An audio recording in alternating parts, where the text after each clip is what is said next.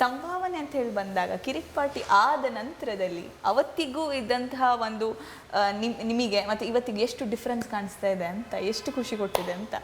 ಅದೇ ಹೇಳಿದ್ನಲ್ಲ, ಸಂಭಾವನೆ ನಿಮ್ಮ ಪಾತ್ರ ಕೆಲವೊಂದು ಅಂದ್ರೆ ನಾನು ಈ ಪ್ರಶ್ನೆನ ಯಾಕೆ ಕೇಳ್ತಾ ಇದ್ದೀನಿ ಅಂದ್ರೆ, ಒಂದಷ್ಟು ಜನಕ್ಕೆ ನಾವು ಕಾಮಿಡಿ ಆಕ್ಟರ್ ಆಗಬೇಕು, ಕಾಮಿಡಿ ಆಕ್ಟರ್ ಆದ್ರೆ ನಮ್ಮ ಲೈಫ್ ಸೆಟ್ಲ್ ಆಗುತ್ತಾ, ಯಾವ ರೀತಿ ನಡೆಯುತ್ತೆ ಅನ್ನುವಂಥ ಎಲ್ಲ ಡೌಟ್ಸ್ ಇರುತ್ತೆ. ಹೊಸದಾಗಿ ಬರುವವ್ರಿಗೆ ಏನು ಹೇಳ್ತೀನಿ ನೀವು ಅಂತ?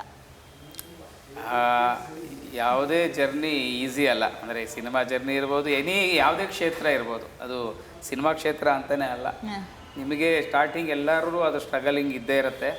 ಆಮೇಲೆ ನಿನ್ನದೇ ಆದಂಥ ಒಂದಷ್ಟು ಏನದು ನಿನ್ನತನಗಳು, ಅಂದರೆ ನಿನ್ನ ಬಾಡಿ ಲ್ಯಾಂಗ್ವೇಜ್ ಇರ್ಬೋದು, ನಿನ್ನ ನೇಚರ್ ಇರ್ಬೋದು, ನೀನು ಹೇಗೆ ಬಿಹೇವ್ ಮಾಡ್ತೀಯ of the set on set, so ಇವೆಲ್ಲ ಕೌಂಟ್ ಆಗ್ತಾ ಬರುತ್ತೆ ನಿನ್ನ ಪಾತ್ರ ನಿಲ್ಲೋದಕ್ಕೆ ಅಥವಾ ನಿನ್ನ ಕೆರಿಯರ್ ನಿಲ್ಲೋದಕ್ಕೆ.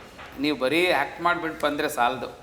ಜನಗಳ ಜೊತೆ ಹೇಗೆ ಒಡನಾಟ ಇಟ್ಕೊಂಡಿದ್ದೀರಿ, ನಿನ್ನ ಮಾತು ಹೇಗಿದೆ, ಎಷ್ಟು ಸೌಜನ್ಯಪೂರ್ವಕವಾಗಿ ನೀನು ಸೆಟ್ಟಲ್ಲಿ ನಡ್ಕೋತೀರಾ, ಇವೆಲ್ಲ ಒಂದಷ್ಟು ವಿಚಾರಗಳು ಒಬ್ಬ ಕಲಾವಿದನಿಗೆ ಬೇಕಾಗತ್ತೆ.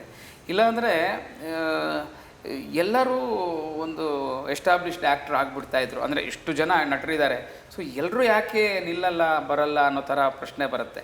ಅಂದರೆ ನೀವು ಕೇಳಿದ್ರಿ ಒಬ್ಬ ಹೊಸೊಬ್ಬರಿಗೆ ಯಾವ ಥರ ಟಿಪ್ಸ್ ಕೊಡ್ತೀರಾ ಅಂತ, ಅಂದರೆ ಹೇಗೆ ಬರಬೇಕು ಇಂಡಸ್ಟ್ರಿಗೆ ಬಂದರೆ, ಮುಖ್ಯವಾಗಿ ನಮಗೆಲ್ಲ ಗೊತ್ತಿದೆ, ಇವತ್ತು ಒಂದು ರಂಗಭೂಮಿ ಹಿನ್ನೆಲೆ ಇರಬೇಕು, ನಾಟಕದ ಅಭಿರುಚಿ ಇರಬೇಕು, ಅದೊಂದಷ್ಟು ತಾಲೀಮಾಗಿರಬೇಕು, ಒಂದಷ್ಟು ಪ್ರದರ್ಶನಗಳನ್ನು ನಾಟಕಗಳು ಮಾಡಿರಬೇಕು.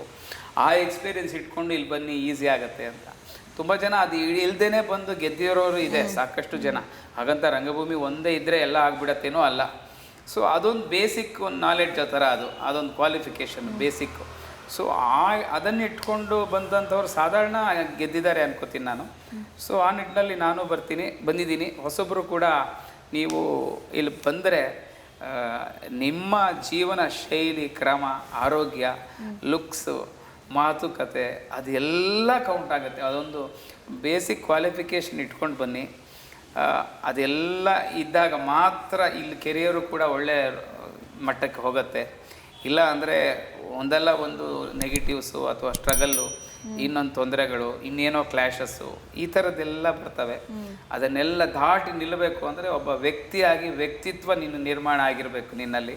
ಅದು ಶಕ್ತಿಯಾಗಿ ನಿಲ್ತೀಯ ನೀನು ಈ ಕ್ಷೇತ್ರದಲ್ಲಿ ಅಂತ ನಾನು ಹೇಳ್ತೀನಿ.